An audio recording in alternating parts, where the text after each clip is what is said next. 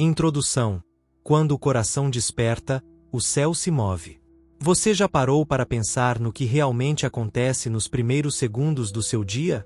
Quando os olhos ainda estão se abrindo, quando o corpo ainda está se ajustando à luz do novo amanhecer, algo muito maior do que o simples ato de acordar está em jogo. É nesse instante silencioso, quando o mundo parece ainda não ter começado a girar com toda sua força, que o céu aguarda uma decisão. A quem você entregará seu coração neste novo dia? Muitos iniciam suas manhãs mergulhados em preocupações, na correria das tarefas, nos ruídos do celular, nas listas infinitas de pendências. Outros, simplesmente se arrastam pelo tempo, sem direção, como se a vida fosse apenas mais um ciclo automático a ser cumprido. Mas existe um caminho mais alto. Existe um chamado que ecoa toda vez que o sol nasce. Um convite que vem direto do coração do Pai: comece o seu dia comigo. A oração do Pai Nosso não é uma repetição vazia ou um costume religioso. É um roteiro de intimidade. Um mapa espiritual que nos leva da nossa humanidade limitada à presença infinita de Deus. Cada frase carrega uma chave, uma verdade, uma resposta para as perguntas que o mundo ainda não conseguiu calar. Ao dizer Pai Nosso que estás nos céus, somos lembrados de quem somos e a quem pertencemos. Ao pedir venha o teu reino, nos tornamos parte de algo eterno, muito além da rotina que nos consome. E ao declarar seja feita a tua vontade, abrimos mão do controle para descansar na soberania de um Deus que sabe exatamente o que faz. Esta série que você está prestes a ouvir é mais do que uma reflexão. É um reencontro. Um reencontro com o propósito, com a paz, com a verdade que transforma não apenas as manhãs, mas toda a vida. Por isso, se o seu coração sente que precisa de algo mais do que apenas informação, se você deseja uma conexão real com o Criador, convido você a permanecer conosco até o fim. Deixe que esta oração penetre em sua mente, em sua alma, e conduza cada decisão do seu dia. E se você deseja continuar sendo alimentado com mensagens como esta, guiadas pela palavra, com profundidade, direção e fé, inscreva-se no canal Audiolivros Diários. Não como um gesto automático, mas como parte de um compromisso. O de buscar a Deus, todos os dias, com todo o coração. Agora, respire fundo, abra seu espírito, e vamos juntos começar esta jornada. Porque quando o coração desperta para Deus, o céu inteiro se move para nos encontrar. Capítulo 1. Pai Nosso que estás nos céus. A forma como começamos uma oração revela muito sobre a nossa relação com Deus. E quando Jesus ensinou os discípulos a orar, ele não começou com petições, lamentos ou desejos egoístas. Ele começou com uma afirmação profunda, carregada de identidade e intimidade: Pai Nosso que estás nos céus. Essa declaração simples, que muitos repetem automaticamente desde a infância, carrega em si um poder transformador. Chamar Deus de Pai não é apenas uma escolha de palavras bonitas, é reconhecer quem Ele é e quem nós somos. Ao dizer Pai, estamos afirmando que não somos órfãos espirituais, que não fomos jogados neste mundo à deriva, mas que pertencemos a alguém que nos conhece profundamente, que nos formou, que se importa com cada detalhe da nossa existência. E ao dizer nosso, também nos despimos do individualismo. A oração não é só minha, é nossa. Fazemos parte de uma família espiritual, e isso nos convida a sair do egoísmo e a caminhar em comunhão. Mas há algo ainda mais profundo: que estás nos céus. Essa expressão nos lembra que nosso Pai está em um lugar de autoridade, de majestade, de domínio eterno. Ele está acima dos sistemas falhos do mundo, acima das crises, acima das dores que nos esmagam. Ele vê tudo de uma perspectiva que não conseguimos alcançar. O fato de ele estar nos céus não significa distância, mas grandeza. E essa grandeza se une à ternura do Pai. Um Deus tão elevado, e ao mesmo tempo tão próximo. Que paradoxo glorioso! Isso muda tudo em nossa oração. Quando oramos, não estamos falando com alguém alheio às nossas dores, mas também não estamos falando com um igual. Estamos nos dirigindo ao soberano do universo que, ao mesmo tempo, nos chama de filhos amados. Mas será que temos vivido com essa consciência? Será que o nosso dia começa lembrando quem é o nosso Pai?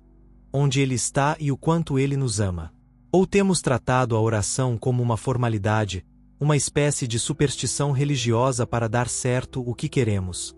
Jesus nos ensina, logo na primeira frase, que a oração não começa com pedidos, começa com reconhecimento. Reconhecer o Pai. Reconhecer a sua posição. Reconhecer o nosso lugar como filhos. Isso não é teoria, isso é identidade espiritual. Porque quando esquecemos quem Deus é, também esquecemos quem somos. E quando essa identidade se apaga, tudo desmorona. As emoções, as decisões, os relacionamentos, a fé. Talvez você tenha crescido ouvindo sobre Deus como juiz, como rei, como criador, e tudo isso é verdade. Mas ele escolheu ser apresentado por Jesus como Pai. Um Pai que cuida, que ensina, que disciplina, que espera, que ama. Mesmo quando somos rebeldes, mesmo quando nos afastamos, Ele permanece lá. Quantos de nós, mesmo dentro da igreja, vivemos como servos com medo do castigo, e não como filhos confiantes no amor do Pai? Essa mentalidade distorcida afeta a forma como oramos, como vivemos e como enxergamos a vida. Ao começar o dia dizendo Pai nosso que estás nos céus, estamos declarando: eu tenho um lugar. Eu tenho uma identidade. Eu não estou sozinho. Eu sou amado. E mais, não é um pai qualquer. É um Pai que está nos céus. Isso significa que Ele tem autoridade sobre tudo o que virá neste dia. Sobre o trânsito, sobre o chefe difícil, sobre a ansiedade, sobre a doença, sobre a dúvida, sobre o que os outros dizem a nosso respeito. Ele está no controle. Ele está acima. Mas também está perto. Essa verdade deve ser a base do nosso amanhecer. Porque se começarmos o dia conscientes da paternidade de Deus, então o medo perde força, a dúvida se dissolve, e a esperança se torna possível novamente. O caos pode bater à porta, mas o coração permanece firme. Porque o nosso Pai está nos céus. Capítulo 2. Santificado seja o teu nome. Ao seguir na oração ensinada por Jesus, deparamos com uma frase que carrega uma reverência muitas vezes esquecida: santificado seja o teu nome. Em tempos onde tudo é banalizado, inclusive o sagrado, essa declaração nos chama de volta a uma consciência espiritual que a rotina tende a apagar. Santificar o nome de Deus não é apenas reconhecê-lo como santo, é desejar, com todo o coração, que a nossa vida reflita essa santidade. É clamar para que o nome de Deus não seja apenas exaltado nos céus, mas também na terra, em nossas atitudes, nossas palavras, nossas escolhas. Quando dizemos santificado seja o teu nome, estamos assumindo um compromisso: que o nome de Deus seja glorificado por meio de nós. Isso é mais do que uma oração, é uma entrega. Mas o que significa, na prática, santificar o nome de Deus? Significa que não tratamos sua presença como algo comum, que não o colocamos no mesmo nível das distrações deste mundo, que não nos aproximamos dele com desatenção, com pressa, com superficialidade. Santificar o nome de Deus começa com a forma como pensamos sobre ele, mas se revela na maneira como vivemos. Cada escolha ética que fazemos, cada palavra que pronunciamos, cada atitude que tomamos diante do outro, tem o poder de honrar ou profanar o nome de Deus que carregamos como filhos. E isso é sério, porque vivemos em um tempo em que o nome de Deus está na boca de muitos, mas o caráter de Deus não é visto na vida de quase ninguém. E não são os ímpios que desonram o nome de Deus com mais frequência, são os que dizem segui-lo, mas vivem de forma contrária aos seus princípios. Santificar o nome de Deus, então, é resistir à hipocrisia. É não usar o nome de Deus para justificar comportamentos egoístas, julgamentos impiedosos ou ambições pessoais. É olhar para dentro e perguntar com sinceridade: o meu comportamento reflete o caráter de um Deus santo? Ou eu tenho usado o nome de Deus como uma capa para esconder minhas vaidades e intenções humanas? Essa oração, quando feita de forma sincera, não nos deixa confortáveis. Ela nos confronta. Ela nos obriga a alinhar o que dizemos com o que vivemos. E talvez por isso muitos a repitam sem pensar, porque se entendessem seu peso, hesitariam antes de pronunciá-la. Além disso, há um aspecto coletivo nessa petição. Ao orarmos para que o nome de Deus seja santificado, também estamos pedindo que ele seja reconhecido como santo por todos os povos, por todas as nações, por todos os corações. É um clamor por avivamento. É um pedido para que Deus revele sua glória neste mundo corrompido.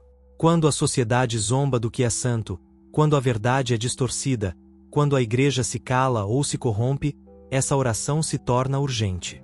Precisamos que o nome do Senhor seja novamente exaltado, reverenciado, colocado em primeiro lugar. E esse processo começa em nós. Porque não podemos esperar que o mundo trate o nome de Deus com santidade se aqueles que o conhecem vivem como se ele fosse um acessório espiritual, e não o centro de tudo.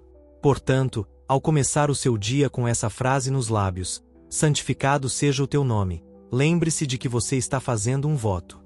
Um voto de viver de forma diferente. Um voto de representar bem o Deus que você chama de Pai. Um voto de não deixar que o nome dele seja manchado por meio de suas palavras ou omissões. Essa oração é um clamor por coerência espiritual, por autenticidade, por santidade. E mesmo sabendo que somos imperfeitos, ainda assim somos chamados a refletir a glória de um Deus perfeito. Não como uma carga, mas como um privilégio.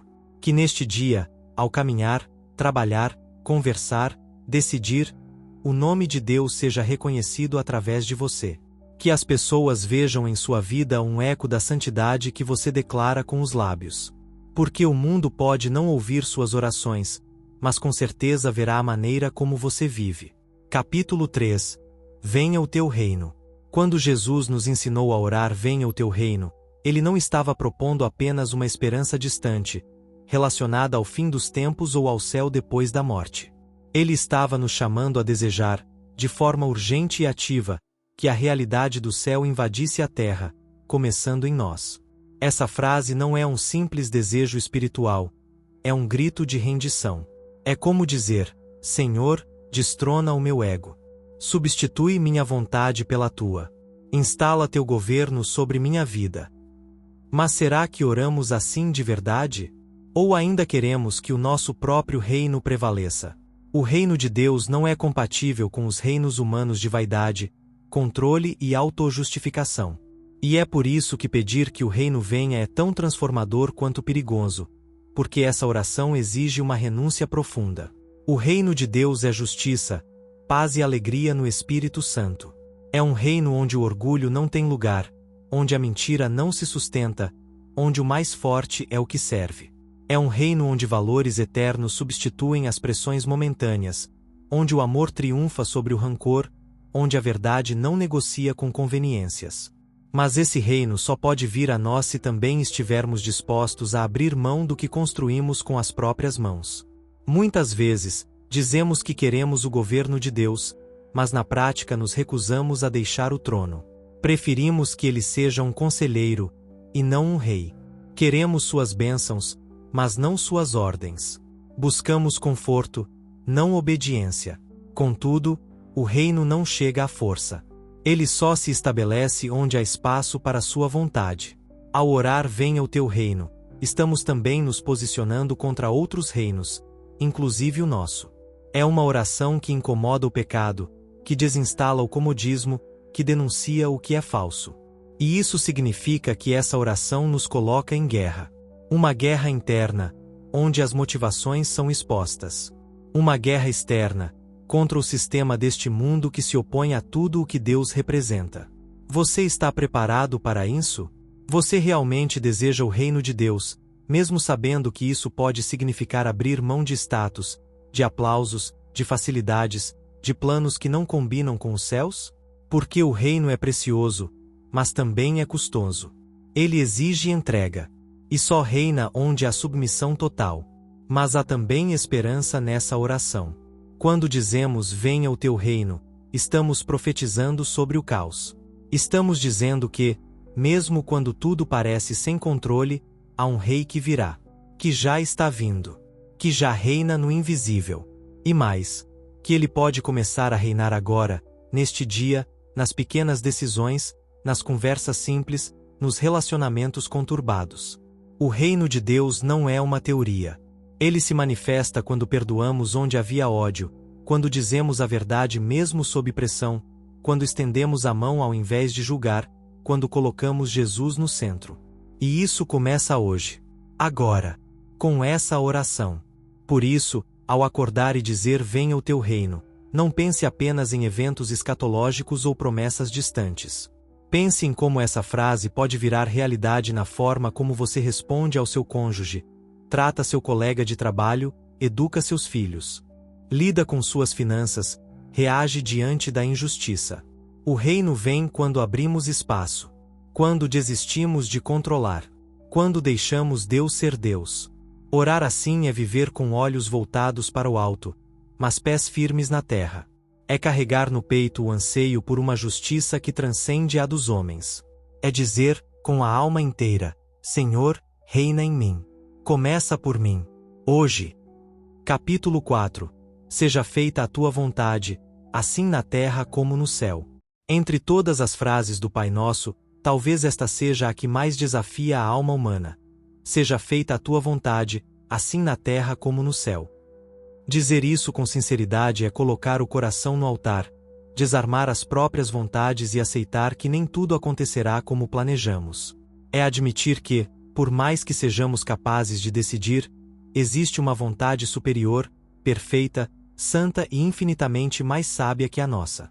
No entanto, em um mundo onde aprendemos desde cedo a correr atrás dos nossos sonhos, a impor nossas preferências, a controlar cada detalhe do caminho, essa oração soa como um risco.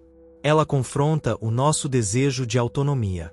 Ela nos força a encarar uma verdade desconfortável. Muitas vezes, não confiamos que a vontade de Deus é melhor do que a nossa. No céu, a vontade de Deus é executada com perfeição. Não há resistência, não há dúvida, não há atraso. Tudo obedece. Tudo se submete. Não porque sejam forçados, mas porque lá se reconhece plenamente a bondade e soberania do Pai. E Jesus nos convida a pedir que essa mesma obediência aconteça aqui, em nosso mundo falho, caótico e apressado. E mais do que isso, que ela aconteça dentro de nós. Porque a terra onde a vontade de Deus deve ser feita primeiro, é o nosso coração. Quando oramos assim, estamos dizendo, Senhor, muda os meus planos, se for necessário. Fecha portas que eu gostaria de abrir. Alinha meus sentimentos, mesmo que isso me custe conforto ou reconhecimento. Guia meus passos por caminhos que talvez eu não escolheria sozinho. Essa oração não é uma fórmula para conquistar bênçãos. É uma rendição corajosa diante do Rei. Mas essa rendição, por mais assustadora que pareça, é também libertadora. Porque, ao contrário do que muitos pensam, a vontade de Deus não é uma ameaça, é uma garantia. A Bíblia diz que ela é boa, perfeita e agradável. O problema é que, muitas vezes, a forma como ela se manifesta não se parece com aquilo que esperávamos. E é aí que surge o conflito. Quando os resultados não coincidem com nossos desejos, tendemos a achar que Deus está em silêncio ou que nos esqueceu. Mas, na verdade, Ele está conduzindo tudo segundo um plano eterno que muitas vezes só será compreendido depois. E confiar nisso exige fé. Exige maturidade espiritual. Exige reconhecer que o Pai sabe mais. Orar pela vontade de Deus é também um antídoto contra a ansiedade. Porque quem confia na vontade do Pai não se desespera com os desvios da vida. Sabe que até mesmo os atrasos, as perdas e os caminhos tortuosos fazem parte de algo maior. Quando colocamos a nossa confiança na soberania de Deus, o coração descansa. Não porque entendemos tudo, mas porque sabemos quem está no controle. E isso muda a maneira como enfrentamos o dia. Não começamos mais com medo do que pode acontecer, mas com a certeza de que, aconteça o que acontecer, a vontade de Deus prevalecerá. Portanto, ao declarar seja feita a tua vontade, que não seja apenas um gesto religioso. Que seja um voto de obediência, um passo de fé, um ato de amor. Que você deseje, com sinceridade, que a vontade de Deus se manifeste em sua vida hoje, nas conversas, nas decisões, nas interrupções, nos silêncios. Porque, mesmo quando tudo parece confuso, a vontade dele continua sendo o melhor lugar onde você pode estar. E se no céu não há hesitação para obedecer, porque aqui haveria. Que essa oração transforme não apenas o seu vocabulário espiritual, mas também o seu caminho diário. E que, ao longo deste dia, você possa experimentar a paz de quem não precisa entender tudo, apenas confiar. Capítulo 5. O pão nosso de cada dia nos dá hoje. Poucas coisas revelam tanto sobre a nossa relação com Deus quanto a forma como lidamos com nossas necessidades diárias. Quando Jesus nos ensinou a dizer o pão nosso de cada dia nos dá hoje, Ele estava nos conduzindo a uma postura de confiança, humildade e dependência. Não se trata apenas de pedir comida ou recursos materiais, é uma declaração de que reconhecemos Deus como nossa fonte. Em um mundo onde somos constantemente pressionados a garantir nosso futuro, a correr para acumular, a viver sob o peso da escassez e da comparação, essa frase nos chama de volta à essência da fé. Confiar no cuidado diário de um Pai que sabe exatamente do que precisamos. Ao pedir o pão de cada dia, Jesus está nos ensinando a viver o presente com fé, sem ser consumidos pela ansiedade do amanhã. Essa oração é um antídoto contra o controle e contra a ganância. Ela nos lembra que não precisamos ter tudo agora, nem saber como será o mês que vem. Basta confiar que, hoje, o Pai proverá. Essa dependência diária quebra o orgulho, nos torna gratos pelo simples, nos ensina a valorizar o essencial. E, ao mesmo tempo, nos desafia a abandonar a ilusão da autossuficiência. Porque o pão que precisamos nem sempre é visível. Às vezes, é força emocional, sabedoria para decidir, serenidade em meio ao caos. E é por isso que essa oração é tão rica. Ela nos ensina a pedir, sim, mas também a perceber que já temos mais do que imaginamos. No entanto, há outro aspecto profundo nesta frase. Ela diz pão nosso, não meu pão. Jesus nos lembra que nossa oração não deve ser egoísta. Ao pedir o pão nosso, reconhecemos a existência do outro. Reconhecemos que há pessoas que talvez hoje não tenham o que comer, nem força para pedir. E isso nos responsabiliza. Não apenas oramos, mas nos tornamos resposta. Nos tornamos mãos que repartem, corações que se compadecem, vidas que se importam. O pão que recebemos deve sempre ser visto como bênção compartilhável. Porque, diante de Deus, não existe espiritualidade madura sem compaixão prática. Orar por pão e negar alimento a quem tem fome é uma contradição que Jesus nunca apoiaria. Além disso, quando dizemos nos dá hoje, somos lembrados de que cada dia é uma oportunidade nova de confiar. Não acumulamos fé. Não acumulamos graça. Vivemos de porções diárias, como o maná no deserto. Se tentarmos guardar para amanhã o que Deus quer nos dar hoje, vamos experimentar o sabor da podridão espiritual, do medo, da ansiedade, da incredulidade. O Pai quer nos ensinar a depender dele a cada manhã, a abrir os olhos e dizer: Senhor, eu confio que tu cuidarás de mim hoje. Eu não preciso me apavorar, nem controlar tudo. Eu posso viver este dia com liberdade, porque sei que o Senhor já está aqui. E, por fim, essa petição nos convida à gratidão. Quantas vezes recebemos o pão, literal ou simbólico, e esquecemos de agradecer? Reclamamos do que falta, mas ignoramos o que já foi colocado em nossas mãos. Reclamamos da rotina, mas negligenciamos o privilégio de estar vivos, de respirar, de poder recomeçar. O pão de hoje é suficiente. A graça de hoje é suficiente. A misericórdia se renova a cada manhã, como diz a palavra. E isso basta. Que esta oração nos faça enxergar o cuidado de Deus nas coisas pequenas. No alimento, sim, mas também no abraço inesperado, na conversa que acalma, no livramento silencioso, na paz que nos visita sem explicação. Portanto, ao dizer o pão nosso de cada dia nos dá hoje, diga com fé, com gratidão e com generosidade. Confie que o Pai que te sustentou até aqui continuará a prover. Agradeça pelo que já tem. E esteja disposto a repartir com quem ainda espera. Porque Deus não apenas supre. Ele ensina a viver com o coração cheio, mesmo quando os armários não estão. Capítulo 6. Perdoa as nossas dívidas. Existem orações que nos aliviam, e outras que nos confrontam. Quando Jesus nos ensinou a pedir perdoa as nossas dívidas, Ele não estava nos oferecendo uma frase religiosa para repetir sem pensar. Ele estava nos mostrando que, diante de Deus, não há espaço para máscaras. Não há como nos aproximarmos dele verdadeiramente sem encarar o peso das nossas falhas. Essa parte do Pai Nosso é um convite corajoso à sinceridade. Porque pedir perdão é reconhecer que erramos, que machucamos, que deixamos de fazer o que era certo, e que não conseguimos resolver tudo sozinhos. É uma declaração de humildade. E, acima de tudo, de fé. Fé de que Deus não apenas vê o que está escondido, mas está disposto a limpar, restaurar e recomeçar conosco. Mas há algo ainda mais profundo nesse pedido. Jesus usou a palavra dívidas. E isso não foi por acaso. O pecado não é apenas uma transgressão, é uma dívida espiritual. Cada vez que escolhemos o nosso próprio caminho em vez do caminho de Deus, acumulamos uma dívida que nos distancia dele, que pesa sobre nossa consciência e que corrói silenciosamente nossa alma. E, por mais que tentemos compensar com boas ações, com disciplina ou com religiosidade, nenhuma dessas coisas tem poder para quitar o que devemos.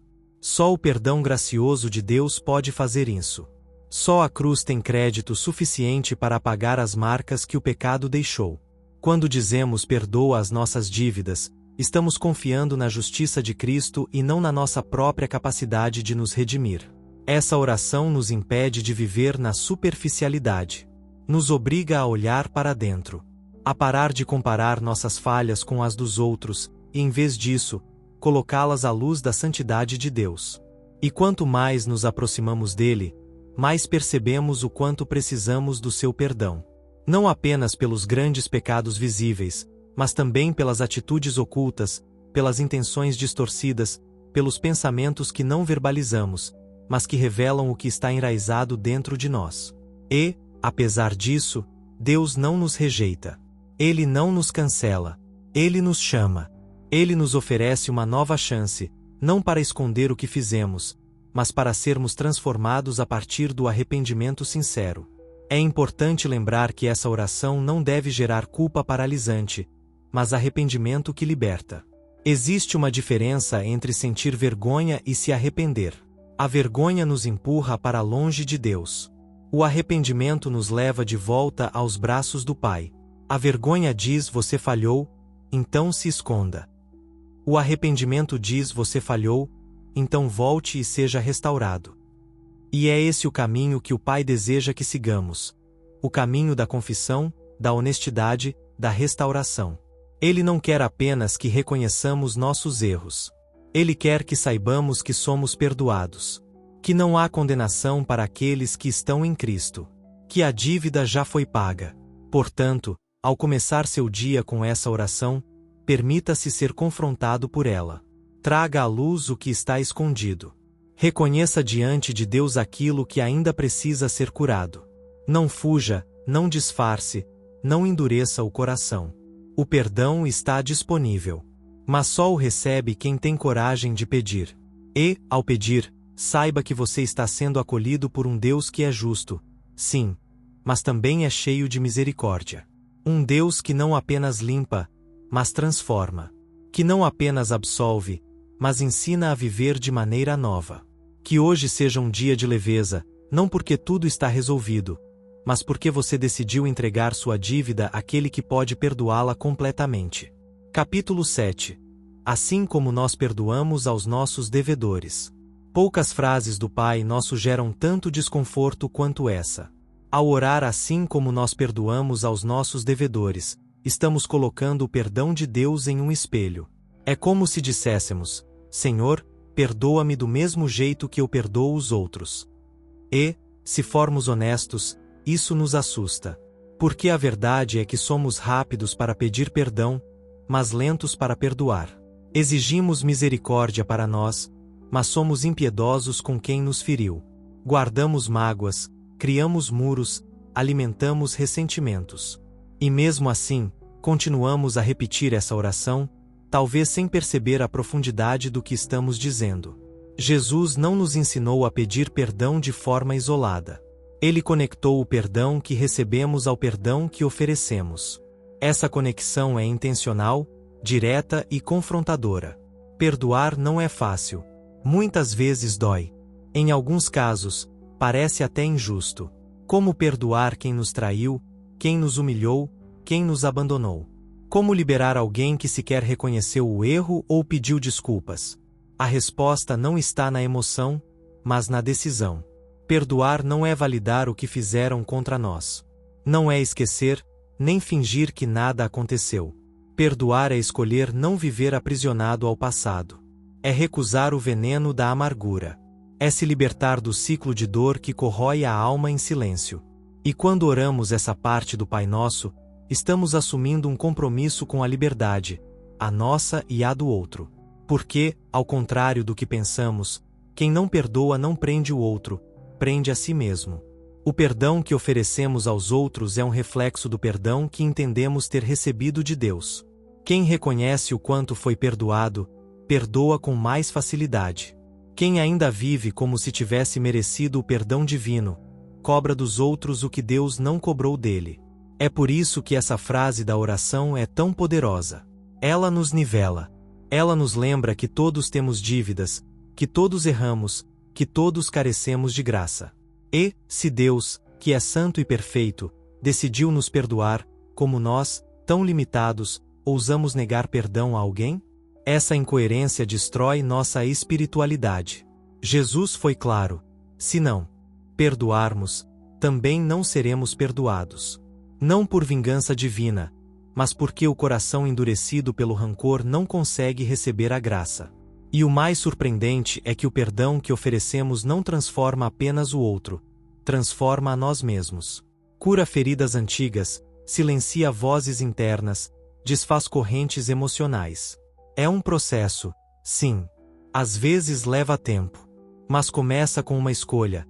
Escolher não retaliar, não amaldiçoar, não repetir a ofensa.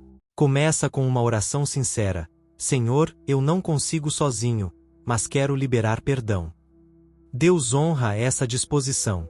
E Ele mesmo nos capacita para perdoar, mesmo quando tudo em nós resiste. Porque o perdão não é uma fraqueza, como o mundo diz. É uma força que vem do céu. Ao declarar assim como nós perdoamos aos nossos devedores, faça isso com temor e com verdade. Reflita. Há alguém que você ainda precisa perdoar? Existe alguma mágoa que, mesmo antiga, ainda define suas reações, suas palavras, suas decisões? Deus não está te condenando, está te chamando para viver livre. E o perdão é a chave. Hoje pode ser o dia em que você decide parar de carregar pesos que não foram feitos para você. O dia em que, ao perdoar, você se reconcilia com sua própria história. E experimenta, de forma renovada, o perdão gracioso que só o Pai pode oferecer. Capítulo 8. Não nos deixes cair em tentação.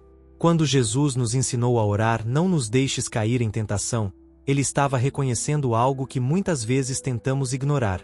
Somos frágeis. Somos mais vulneráveis do que imaginamos.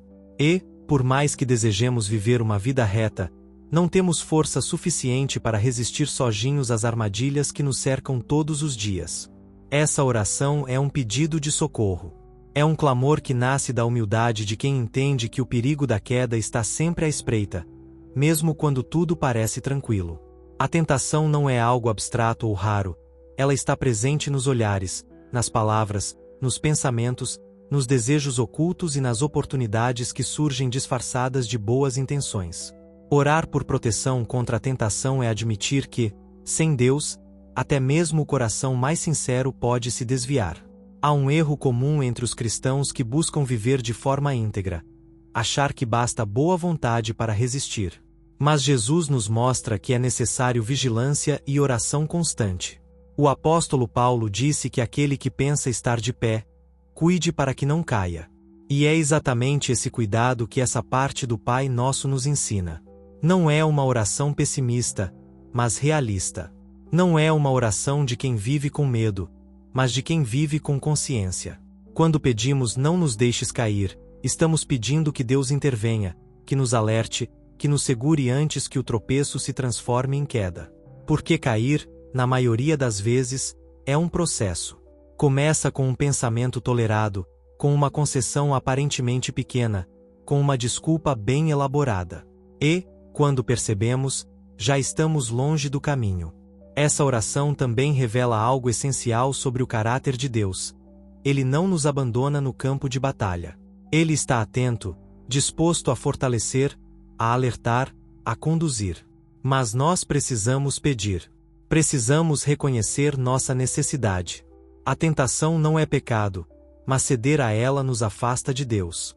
E o grande problema é que, em nossa cultura atual, muitas tentações vêm camufladas de liberdade, de prazer, de sucesso. Somos ensinados a seguir o coração, a satisfazer os desejos, a viver sem restrições. Mas Jesus nos chama a viver atentos, a discernir o que é engano, a buscar forças nele para dizer não mesmo quando tudo em nós grita sim. Além disso, essa oração nos lembra que o combate espiritual é real. Não lutamos apenas contra carne e sangue, mas contra forças espirituais do mal. E a tentação é uma das armas mais sutis e eficazes do inimigo. Ele não costuma aparecer com formas grotescas. Ele se disfarça de desejo legítimo, de necessidade emocional, de justificativa racional. E é por isso que orar por proteção contra a tentação é tão vital. É declarar que queremos andar na luz. Que preferimos a verdade, mesmo que ela doa, à mentira confortável. Que escolhemos a integridade, mesmo que ela custe. Portanto, ao começar seu dia com essa oração, faça dela um escudo. Não dependa apenas da sua força de vontade. Não confie demais em sua estabilidade espiritual. Confie em Deus. Peça discernimento para perceber os enganos antes que se tornem laços. Peça sensibilidade para ouvir a voz do Espírito antes de cruzar os limites. E, principalmente, peça um coração inclinado à obediência. Porque resistir à tentação não é apenas dizer não ao pecado, é dizer sim a Deus. É escolher agradá-lo, mesmo quando ninguém está olhando. É manter-se de pé, não para ser admirado, mas para permanecer firme no caminho que conduz à vida. Que essa oração te acompanhe hoje. Que ela te proteja dos atalhos sedutores, das palavras mentirosas, dos convites disfarçados. E que você se lembre, com fé e humildade, que Deus é fiel para guardar aqueles que o buscam. Capítulo 9. Mas livra-nos do mal. Ao prosseguir na oração ensinada por Jesus, chegamos a uma súplica que carrega um peso espiritual imenso, mas livra-nos do mal. Essa frase é, ao mesmo tempo, um clamor por proteção e um reconhecimento de que o mal é real, presente e ativo no mundo. Não estamos falando de um conceito abstrato, nem de uma ideia simbólica. O mal existe, age, se manifesta, e muitas vezes tenta nos atingir de formas sutis, destrutivas e persistentes. Quando oramos pedindo para sermos livrados do mal, estamos dizendo que não confiamos em nossas próprias forças para escapar das trevas que nos cercam. Estamos nos lançando nos braços do Pai, reconhecendo que somente Ele pode nos guardar de tudo aquilo que quer nos afastar dele. O mal pode se apresentar de muitas formas: nas tentações, nos ataques espirituais, nas influências destrutivas, nas palavras que nos ferem, nos pensamentos que nos contaminam, nas atitudes alheias que provocam medo ou amargura. Mas o maior perigo do mal nem sempre é externo. Ele também tenta se infiltrar em nosso interior.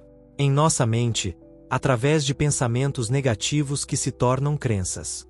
Em nosso coração, através da raiva que vira rancor, da inveja que se disfarça de ambição, do orgulho que nos impede de perdoar ou reconhecer nossas falhas. E, talvez por isso, Jesus tenha incluído esse clamor em sua oração, para nos lembrar de que precisamos ser protegidos não apenas de perigos visíveis, mas também das armadilhas silenciosas da alma. Ao dizer livra-nos do mal, não estamos pedindo apenas que Deus nos mantenha longe da dor. Estamos pedindo que Ele nos preserve do que pode nos afastar dele. Estamos reconhecendo que há batalhas que não vemos, mas que afetam profundamente a nossa vida espiritual. Estamos clamando por discernimento, por sensibilidade, por sabedoria. E também por coragem. Coragem para dizer não quando o mal se apresentar de forma disfarçada.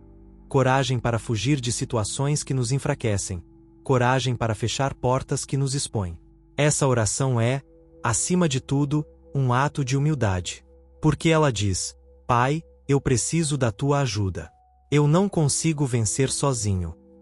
Também é importante lembrar que Deus não apenas nos livra do mal, Ele nos ensina a vencê-lo. A Bíblia nos chama a resistir ao diabo, a fugir da aparência do mal, a vencer o mal com o bem. Isso mostra que a oração por livramento não nos torna passivos, mas atentos. Não oramos apenas para que Deus nos proteja, mas também para que Ele nos capacite a agir com integridade mesmo em meio ao caos. Às vezes, o livramento de Deus não é impedir que o mal chegue, mas nos sustentar quando ele tenta nos atingir.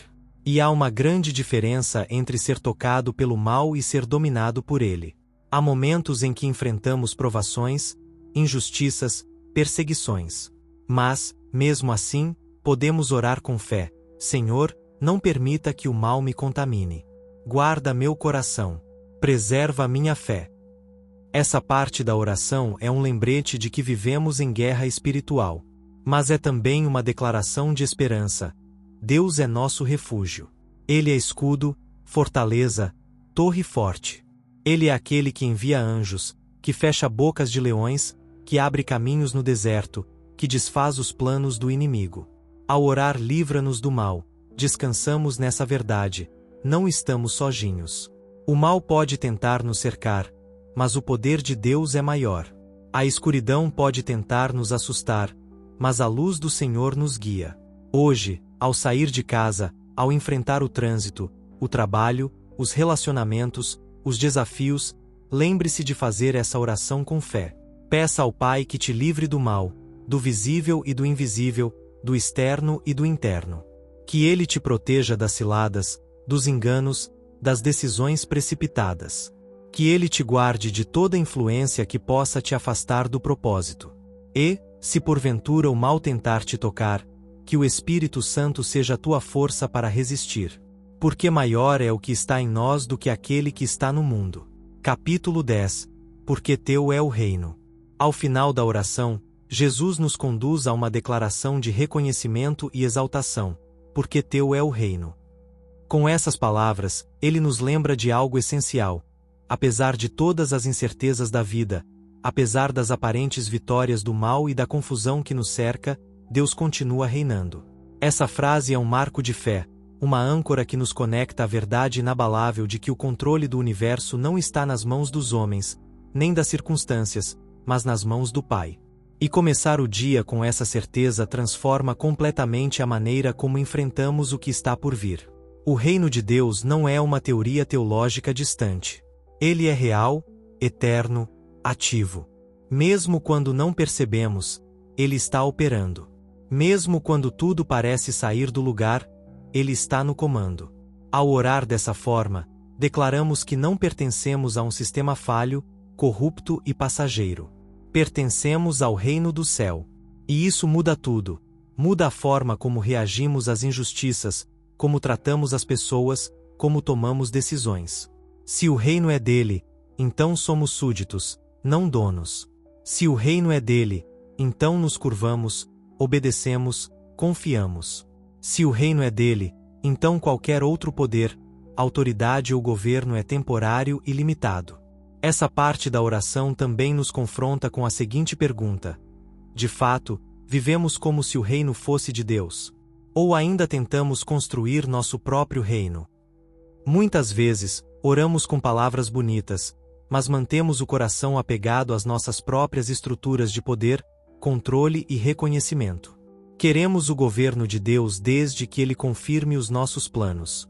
Queremos que Ele reine, mas não que nos direcione. No entanto, quando dizemos teu é o reino, estamos reconhecendo que não somos o centro da história. E isso é libertador. Porque quando nos colocamos no centro, tudo depende de nós, e isso cansa. Mas quando reconhecemos o senhorio de Deus, aprendemos a descansar. Essa afirmação final também nos chama à confiança diante dos conflitos do mundo. Vivemos tempos em que a maldade parece crescer, em que a verdade é distorcida, em que valores se invertem. Mas quando dizemos que o reino é dele, nos lembramos que nada disso é definitivo. Que haverá justiça. Que o bem triunfará. Que o rei voltará. E, enquanto isso não acontece em plenitude, somos chamados a viver como embaixadores desse reino aqui e agora. A viver com ética, compaixão, verdade, coragem. A sermos sinais do céu na terra. A mostrar, com nossa vida, que Deus reina, não apenas em palavras, mas nas escolhas reais. Portanto, ao encerrar essa parte da oração, não faça dessa frase um simples encerramento religioso. Diga-a com convicção. Reafirme sua fé de que Deus continua no trono. Mesmo que os diagnósticos sejam ruins, que as contas estejam apertadas, que os relacionamentos estejam frágeis, o reino ainda pertence ao Senhor. E se Ele reina, então há esperança, há direção, há promessa. Que hoje, ao caminhar, você lembre disso. Que nenhuma situação tire de você essa verdade. O governo do universo está nas mãos do Pai. E ninguém pode tirá-lo de lá. Capítulo 11. O poder é teu. Após declarar que o reino pertence a Deus, Jesus nos ensina a afirmar algo igualmente essencial: o poder é teu. Essa frase, embora curta, carrega uma revelação poderosa que precisa ser resgatada por todos aqueles que desejam viver uma fé viva e confiante. Em um mundo onde tudo parece estar fora de controle, onde forças invisíveis nos pressionam e onde somos constantemente lembrados das nossas limitações, é reconfortante, e ao mesmo tempo transformador, declarar que todo o poder pertence a Deus. Não a políticos, não a sistemas, não ao dinheiro, nem sequer à nossa própria força de vontade. Todo o poder verdadeiro, eterno e eficaz pertence somente ao Senhor. Ao fazer essa declaração, você está transferindo o controle das situações. Está dizendo: Pai, eu não consigo, mas Tu podes. Eu não entendo, mas Tu sabes. Eu sou fraco, mas Tu és poderoso. E isso muda tudo. Porque a verdadeira fé não nasce da nossa força, mas da nossa fraqueza reconhecida. É justamente quando admitimos que não podemos mais, que o poder de Deus se manifesta com maior clareza. Paulo entendeu isso quando escreveu que o poder de Deus se aperfeiçoa na fraqueza. Em outras palavras, Deus não precisa que você seja forte o tempo todo. Ele precisa que você confie nele o tempo todo. Quantas vezes nos sentimos impotentes diante dos problemas? Diante de uma enfermidade, de uma notícia inesperada, de uma porta fechada, de uma injustiça? A impotência humana pode ser paralisante, mas só quando esquecemos quem tem o poder de verdade. Quando reconhecemos que o poder está nas mãos de Deus, passamos a orar com mais fé, a esperar com mais paciência, a enfrentar os desafios com mais coragem. Não porque o medo desapareceu, mas porque agora ele foi colocado diante de um Deus infinitamente maior. Dizer o poder é teu é recusar a lógica do mundo, que idolatra a força humana e despreza a dependência divina. Também precisamos lembrar que esse poder de Deus não é um conceito distante, frio ou místico. É um poder que age, que intervém, que cura, que abre mares, que fecha bocas de leões, que ressuscita sonhos, que restaura o que parecia perdido, que transforma corações endurecidos, que move o impossível. E esse poder está à disposição daqueles que creem. Não como um botão mágico que resolve tudo instantaneamente, mas como uma presença viva que sustenta em todo o tempo. O poder de Deus é constante. Ele não se limita às circunstâncias nem se retrai diante da nossa fraqueza.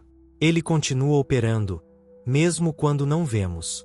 Ao declarar o poder é teu, você também está se reposicionando espiritualmente. Está lembrando a si mesmo de que não precisa carregar fardo sozinho. Que pode entregar, descansar, confiar. Está reconhecendo que a batalha não é sua, mas dele. E, quando isso acontece, o peso cai dos ombros, a alma respira e a esperança renasce. Porque, se o poder é dele, então a vitória também será. Hoje, ao fazer essa oração, olhe para as áreas da sua vida onde você mais se sente impotente, e entregue. Não com resignação, mas com fé. Diga ao Senhor: Pai, o poder é teu. Age como quiseres. Eu confio. E creia. Não há cadeia que ele não possa quebrar, não há fardo que ele não possa aliviar, não há coração que ele não possa transformar. Que essa verdade acompanhe você ao longo do dia.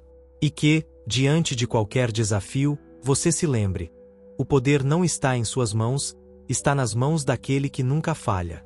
Capítulo 12. e a glória é tua para sempre. Chegamos a uma das declarações mais sublimes da oração ensinada por Jesus, e a glória é tua para sempre. Essa frase não é apenas um encerramento bonito. É uma proclamação de eternidade. Uma afirmação de que tudo o que existe, tudo o que acontece, tudo o que somos e tudo o que fazemos deve, no fim, apontar para a glória de Deus. É como se, ao terminar essa oração, fossemos lembrados de que a história da humanidade, e a nossa própria, não gira em torno de nós, mas dele. Que a vida cristã não é centrada em realizações pessoais, mas em refletir a majestade de um Deus que reina acima de tudo e para sempre. Vivemos numa cultura obcecada por reconhecimento. Queremos ser vistos, elogiados, validados. Medimos o valor das ações pelos aplausos que recebem. E, muitas vezes, levamos esse espírito para dentro da fé. Servimos esperando recompensas, ajudamos esperando aprovação, nos doamos esperando retorno. Mas a oração do Pai Nosso nos confronta com um chamado mais alto: viver para a glória de Deus. Isso significa que nem sempre seremos compreendidos, celebrados ou aplaudidos, e está tudo bem. Porque nossa motivação não é ser o centro da atenção, mas apontar para aquele que é digno de toda a honra. Significa que cada ato de obediência, por mais oculto que seja, se transforma em adoração quando feito para Ele. Dizer a glória é tua também é um exercício de humildade. Porque, mesmo quando somos usados por Deus, mesmo quando Ele nos capacita, quando nos dá dons, estratégias, resultados, frutos, tudo continua sendo dele. Nada é mérito nosso. Tudo é graça. Tudo é domingo. Tudo vem dele e volta para ele. A glória de Deus é o destino final de todas as coisas, inclusive das nossas conquistas. Por isso, é tão importante repetir essa frase com entendimento: a glória é tua. Porque ela impede que o orgulho nos corrompa. Ela nos lembra de que somos instrumentos, não protagonistas. De que somos servos, não senhores. De que somos chamados a viver de forma que, ao olharem para nós, as pessoas vejam Deus, e não nossa imagem, nossa capacidade ou nosso sucesso. E o mais impactante é que essa glória é eterna. Para sempre, diz Jesus. Isso significa que o que vivemos aqui é apenas um fragmento, uma preparação, um eco do que viveremos em plenitude na eternidade. Viver para a glória de Deus é viver com perspectiva eterna. É saber que o sofrimento presente não se compara à glória que nos será revelada. Que tudo o que fazemos, por menor que pareça, pode ter um peso eterno quando feito com amor e fidelidade. Essa frase final da oração é como um lembrete. Não se esqueça por que você vive.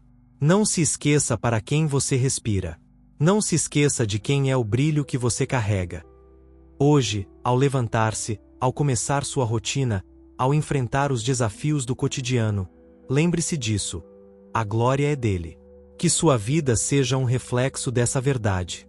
Que suas palavras, suas decisões, seus relacionamentos, sua forma de trabalhar, de servir, de amar, tudo seja para exaltar o nome do Senhor. Porque viver para a glória de Deus não é um peso, é um privilégio. É o único caminho onde a alma encontra sentido, onde a fé encontra repouso, onde o coração encontra propósito. Que neste dia, em tudo o que você fizer, essa frase esteja viva dentro de você. A glória é tua, Senhor. Sempre foi. Sempre será. Capítulo 13. Amém. A entrega final. Chegamos à última palavra da oração do Pai Nosso. Uma palavra pequena, mas carregada de significado. Amém. Para muitos, ela é apenas uma conclusão tradicional, um costume religioso que encerra a oração de maneira respeitosa. Mas, na verdade, essa palavra representa algo muito maior. Amém é uma afirmação de fé. É uma assinatura espiritual. É como colocar um selo no que foi dito, como dizer ao céu e à terra: eu creio. Eu confio. Que assim seja. Não é uma palavra vazia, é um compromisso. Quando dizemos amém, estamos assumindo tudo o que oramos. Estamos declarando que aquilo que acabamos de falar não são apenas palavras, mas verdades que desejamos viver. Dizer amém é entregar. É descansar. É soltar o controle e confiar que Deus ouviu, entendeu e agirá no tempo certo, da forma certa, com o propósito certo. Muitas vezes, ao terminar uma oração, nosso coração ainda carrega dúvidas, inseguranças e até ansiedade. Mas o Amém nos chama a um ponto de virada. É o momento em que escolhemos descansar em Deus. É como se disséssemos: Pai, eu já coloquei tudo diante de ti. Agora, eu confio. Não porque todos os problemas se resolveram, mas porque decidimos confiar mesmo sem ver. O Amém é o passo final da fé, e, muitas vezes, o mais difícil. Porque orar é fácil quando estamos desesperados. Mas encerrar a oração dizendo Amém com convicção, isso exige rendição total. O interessante é que a palavra Amém aparece muitas vezes nas Escrituras como resposta ao que Deus declara. Em Deuteronômio, por exemplo, o povo de Israel ouvia a instrução de Deus e, em seguida, repetia em uníssono: Amém. Era uma forma de dizer: nós concordamos com a tua vontade. Estamos dispostos a viver conforme a tua palavra. E essa deve ser também a nossa atitude. O Amém não é só um fim, é um novo começo. Ele sela a oração e abre o caminho para uma vida alinhada com o que foi orado. Ao dizê-lo, estamos assumindo que tudo o que declaramos deve influenciar nossas atitudes ao longo do dia. Que o perdão, a confiança, a dependência, a santidade e a entrega não ficaram no momento da oração, mas vão se refletir nas decisões, nas palavras e nos comportamentos. Também é importante lembrar que, ao dizer Amém, nos conectamos com uma verdade eterna. Estamos participando de uma oração que Jesus ensinou, que atravessou séculos, que foi repetida por milhões de vozes sinceras em todos os lugares do mundo. E, ao final, todos terminam com a mesma palavra: Amém. Isso nos une, nos fortalece, nos relembra de que fazemos parte de um povo que crê, espera e confia. Em um mundo onde tudo é incerto, onde promessas humanas são quebradas, onde a instabilidade nos cerca, há algo profundamente reconfortante em poder dizer Amém a uma oração que é verdadeira, eterna e segura. É como ancorar a alma em um lugar que não se move. Hoje, ao terminar sua oração, não diga Amém apenas por costume. Diga com entendimento. Diga com fé. Diga com o coração cheio de confiança. Que esse Amém seja o seu ponto de partida para um dia vivido com propósito, com coragem, com esperança. Que ele seja a sua resposta interior à voz de Deus. Que ele seja o seu sim à vontade do Pai.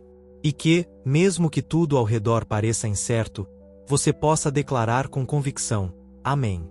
Que assim seja, porque eu sei em quem confio. Capítulo 14. Orar como Jesus transforma quem ora. Agora que percorremos cada linha da oração do Pai Nosso, é importante olhar para algo maior do que as palavras.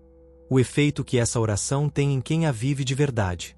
Orar como Jesus orava não é apenas repetir uma fórmula espiritual, mas permitir que o nosso coração seja moldado pelos valores do reino. Cada frase dessa oração é como uma lâmina que corta nosso ego, uma luz que revela nossas motivações, um convite à transformação. E, ao orarmos com sinceridade, dia após dia, começamos a perceber mudanças que vão além do que pedimos. Começamos a ser transformados por aquilo que cremos. A oração ensinada por Jesus nos tira do centro. Desde o início, somos lembrados de que falamos com o Pai. E não qualquer Pai, mas o Pai que está nos céus, que é santo, que tem um reino, uma vontade e um plano. Isso já muda completamente a postura de quem ora. Já não nos aproximamos como quem exige ou tenta convencer Deus a fazer o que queremos, mas como filhos que reconhecem a grandeza do Pai e desejam se alinhar a Ele.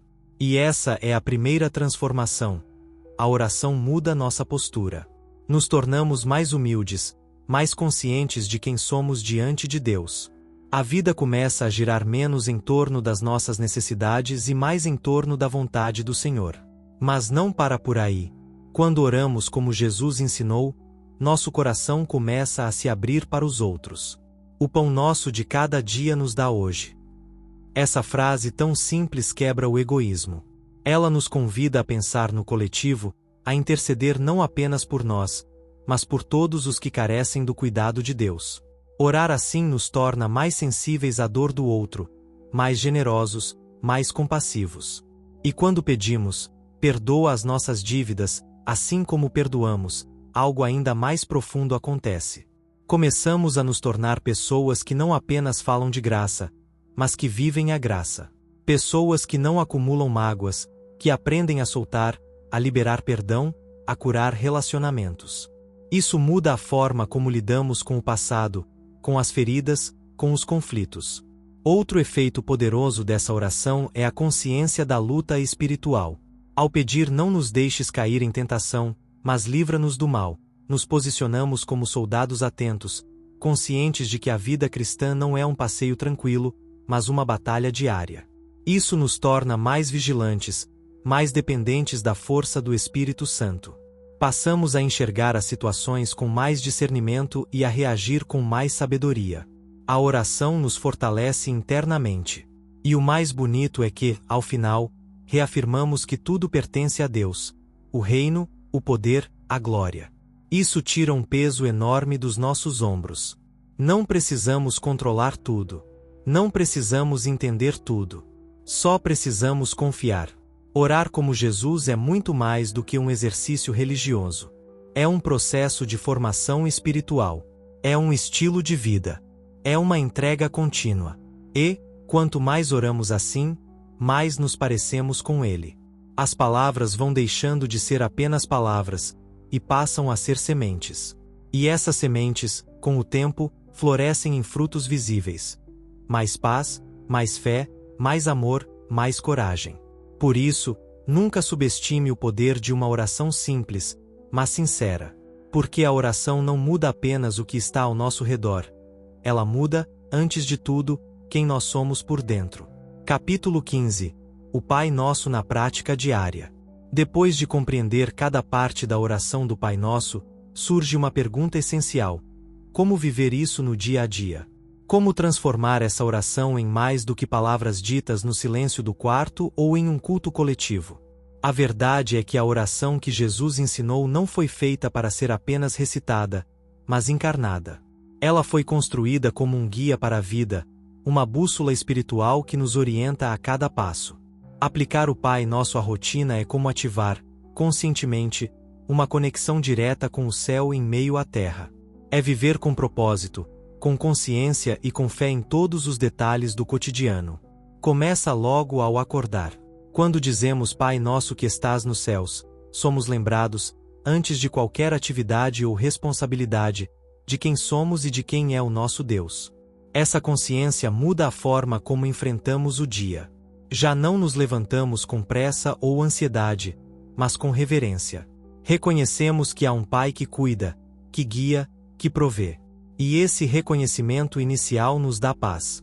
Depois, ao declarar santificado seja o teu nome, percebemos que o nosso papel é refletir o caráter de Deus em tudo o que fizermos. Isso nos leva a agir com mais integridade, com mais amor, com mais responsabilidade.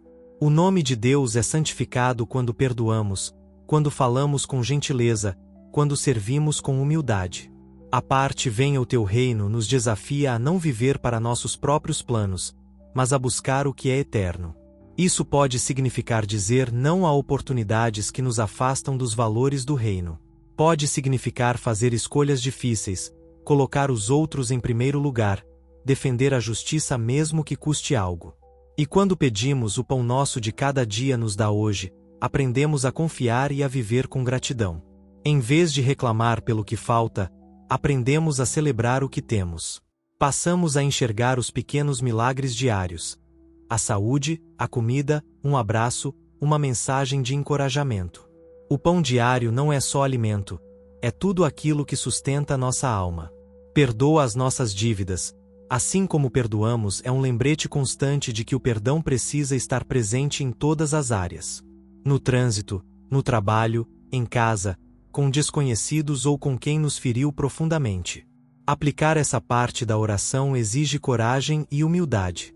Mas ela nos livra de um peso enorme. O perdão não justifica o erro do outro, mas liberta o nosso coração. E ao pedir não nos deixes cair em tentação, mas livra-nos do mal, passamos a andar com mais discernimento. Começamos a perceber as armadilhas do orgulho, da pressa, da vaidade. E, com isso, evitamos dores que antes pareciam inevitáveis. Por fim, ao afirmar que o reino, o poder e a glória pertencem a Deus, somos lembrados de que não estamos sozinhos, que não precisamos provar nada para ninguém, que não somos o centro. Isso nos alivia e nos fortalece. E ao dizer amém, selamos tudo com confiança. A prática do Pai Nosso não está restrita à oração formal. Ela acontece quando você decide perdoar ao invés de guardar mágoa. Quando você oferece ajuda mesmo cansado. Quando você ora por alguém em segredo. Quando você enfrenta um desafio e diz: seja feita a tua vontade. A oração do Pai Nosso é uma escola de vida espiritual. Quanto mais a praticamos, mais livres nos tornamos. Não há nada de pequeno nessa oração. Há uma revolução silenciosa em cada linha. Que ela não fique apenas nos lábios, mas que tome o coração. E que, dia após dia, possamos viver como quem sabe a quem pertence, a quem confia e para quem vive. Capítulo 16. A oração que redefine nossas prioridades. Uma das transformações mais marcantes que a oração do Pai Nosso provoca em quem a vive com sinceridade é a mudança radical de prioridades. Vivemos em um mundo que constantemente nos empurra para a pressa, para a comparação, para a obsessão por resultados, status, conquistas visíveis. As pessoas são treinadas a correr atrás de metas que muitas vezes nem são delas, acumulando cansaço e frustração ao longo do caminho. Mas quando oramos como Jesus ensinou, dia após dia, vamos sendo libertos dessa engrenagem. A oração começa a operar como um filtro. Revela o que é essencial e expõe o que é vaidade disfarçada de urgência. Logo no início, ao dizer seja feita a tua vontade, somos colocados diante de uma escolha contínua. Viver para cumprir os nossos próprios desejos ou aprender a confiar que a vontade de Deus é sempre melhor, mesmo quando nos desconcerta. Isso, por si só, já redefine completamente as nossas prioridades. Passamos a avaliar os nossos planos com mais cuidado. Perguntamos a nós mesmos: isso glorifica a Deus ou apenas satisfaz meu ego? A oração nos afina com os céus, e, à medida que isso acontece, aquilo que antes nos parecia inegociável começa a perder importância. O que antes era meta de vida, vira distração. E o que antes era ignorado, passa a ser central. Como a paz, o contentamento, a presença de Deus, os relacionamentos restaurados. Além disso, pedir o pão nosso de cada dia nos convida a abandonar a ansiedade pelo futuro e a confiar na provisão de Deus no presente. Não significa viver sem planejamento, mas significa viver sem idolatria ao controle. Quando essa verdade penetra no coração, as pressões financeiras, as preocupações com o amanhã e o medo de não ter o suficiente vão sendo substituídos por uma fé mais sólida. E isso muda a forma como usamos nosso tempo, como investimos nosso dinheiro, como tratamos as pessoas. Começamos a valorizar mais a presença do que a performance. A viver com mais simplicidade e mais profundidade. Outra reordenação poderosa que essa oração produz é a cura da necessidade de aprovação. Quando afirmamos que o reino, o poder e a glória pertencem a Deus, nos lembramos de que não estamos aqui para construir nossa própria imagem. Isso tira de nossos ombros o peso de impressionar. Podemos ser autênticos, vulneráveis, humanos. Podemos falhar, aprender, recomeçar, sem perder nosso valor. Porque nosso valor está em sermos filhos. A oração do Pai Nosso, quando vivida, silencia a gritaria do mundo e sussurra verdades eternas à alma. Ela nos lembra de que a vida com Deus é mais sobre ser do que sobre ter. Mais sobre servir do que sobre vencer. Mais sobre amar do que sobre conquistar. E talvez a coisa mais bonita seja que essa mudança de prioridades não acontece de forma forçada, mas natural. É como se, aos poucos, o coração fosse sendo ajustado ao ritmo do céu. Começamos a dizer não a algumas coisas e sim a outras com mais clareza. Começamos a perceber onde está o nosso verdadeiro tesouro. E então, finalmente, deixamos de viver no automático e passamos a viver no propósito. Isso não quer dizer que os desafios desaparecem, mas que agora temos um norte. Temos um centro. Temos um Pai que governa tudo e que nos chama a viver com leveza, com direção e com sentido. Capítulo 17. Um chamado à prática, orar, viver e transformar. Chegamos ao fim desta jornada através da oração que Jesus nos ensinou. Mas, na verdade, não se trata de um fim, e sim de um novo começo. O Pai Nosso não é uma oração para ser admirada, decorada ou simplesmente repetida por tradição, é um caminho para uma vida transformada. Agora que compreendemos cada parte dessa oração, o verdadeiro desafio está diante de nós: colocá-la em prática. Não apenas em momentos devocionais ou nos cultos de domingo, mas nas escolhas silenciosas de cada dia. A forma como falamos com as pessoas, a maneira como lidamos com o dinheiro, com o tempo, com o perdão, com o sofrimento, com as tentações. A oração precisa sair dos lábios e entrar no comportamento. E isso só acontece com decisão, com persistência, com entrega real. Jesus nos ensinou a orar assim porque sabia que essa oração tem o poder de nos alinhar com o coração do Pai. Ela não nos protege da dor, mas nos fortalece dentro dela. Não elimina os problemas, mas nos dá sabedoria e coragem para enfrentá-los. A oração do Pai Nosso é como um espelho que revela o que precisa mudar dentro de nós. E, ao mesmo tempo, é como um combustível que nos dá força para viver essas mudanças. Cada frase que Jesus colocou ali é como uma chave que abre portas espirituais. Portas de restauração, de libertação, de propósito. Não ignore isso. Não subestime o poder de uma oração simples, sincera, feita com fé e com prática. Agora, o chamado está sobre você. Não para ser perfeito, mas para ser constante. Para buscar o Pai todos os dias, com o coração humilde, com disposição para obedecer. Comece pequeno, mas comece com sinceridade. Separe um momento do seu dia para orar com intenção. Medite em cada parte do Pai Nosso, como fizemos juntos aqui. E, mais importante ainda, permita que essa oração molde suas decisões. Quando for tentado a agir por impulso, lembre-se de seja feita a tua vontade. Quando sentir-se preso ao passado, declare: perdoa as nossas dívidas, assim como perdoamos. Quando a ansiedade bater, ore com confiança: o pão nosso de cada dia nos dá hoje. Essa oração tem o poder de reorganizar sua vida, mas apenas se for vivida, não apenas dita. Você não está sozinho nessa jornada. O próprio Jesus orava. O Espírito Santo intercede por nós com gemidos inexprimíveis. E o Pai está atento a cada oração feita com verdade. Por isso, siga orando. Siga buscando. Siga ajustando sua vida ao ritmo dessa oração. Não porque você é capaz, mas porque Ele é. E à medida que você se rende, o céu se aproxima. A vontade de Deus começa a se manifestar em você e através de você. E, com o tempo, outras pessoas à sua volta também serão tocadas, inspiradas e transformadas. A oração que Jesus ensinou não muda apenas a sua história, ela muda tudo ao redor. Então, que tal começar agora?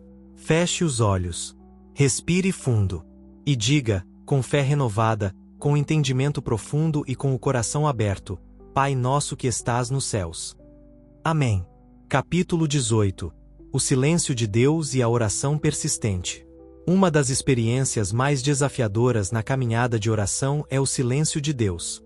Todos nós, em algum momento, passamos por aquela sensação de estar orando, clamando, chorando, e não obter nenhuma resposta. Parece que o céu está fechado, que as palavras batem no teto e caem de volta.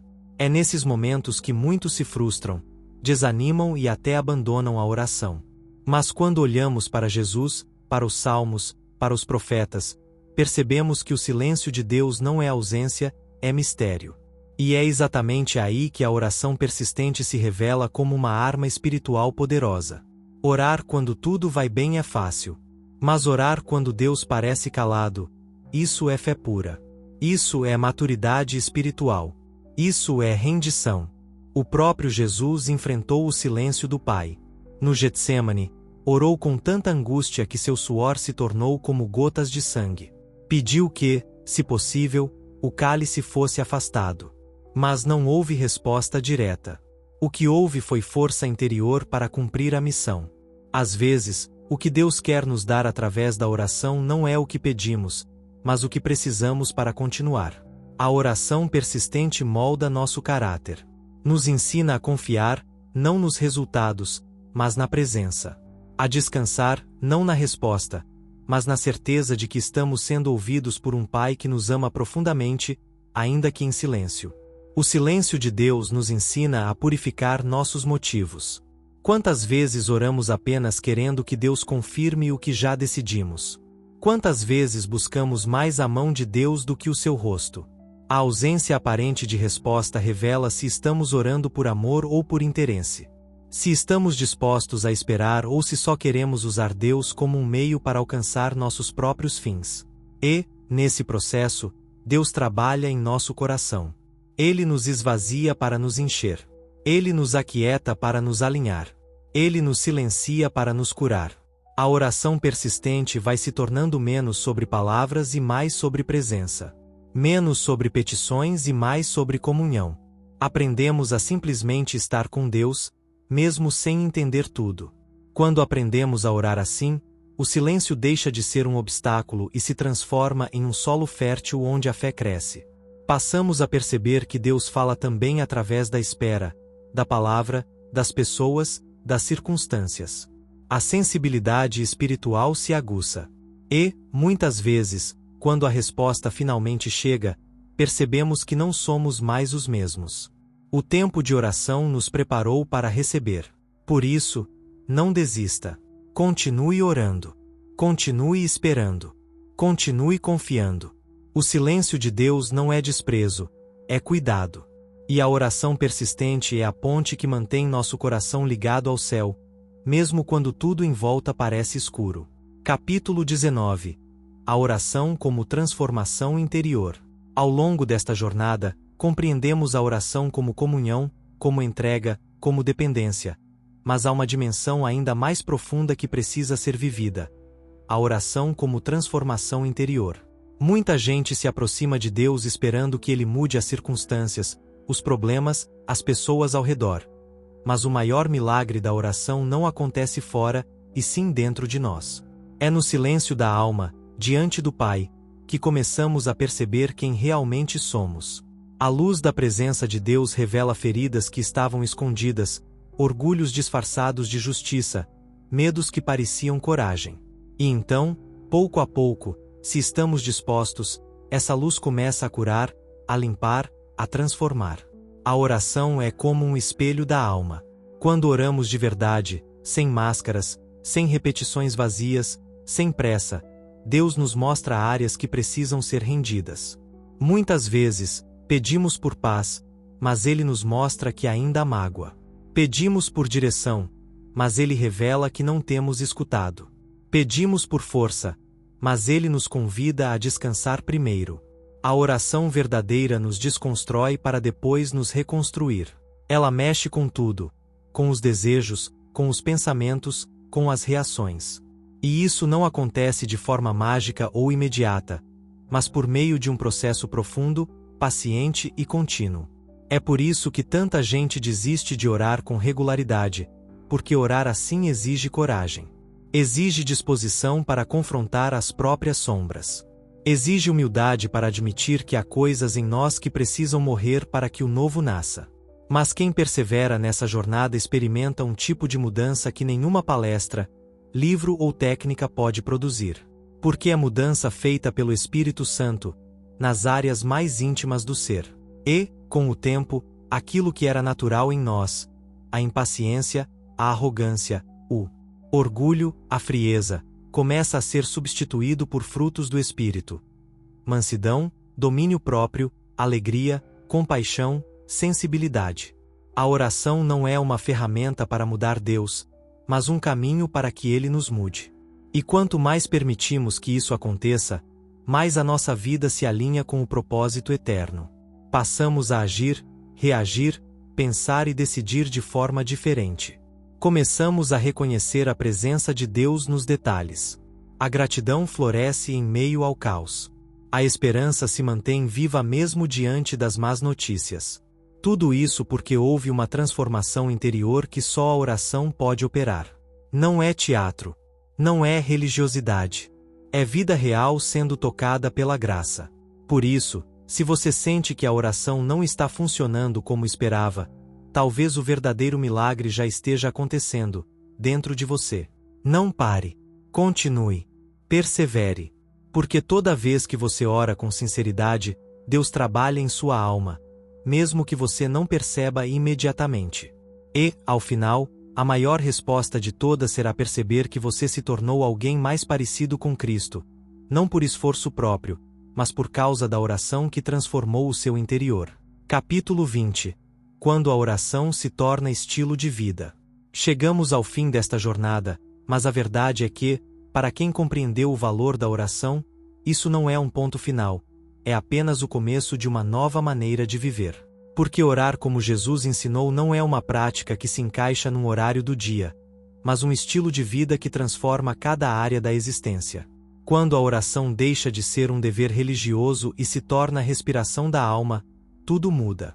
O modo como você começa o dia, como enfrenta os desafios, como responde às críticas, como toma decisões, tudo passa a ser permeado pela presença de Deus.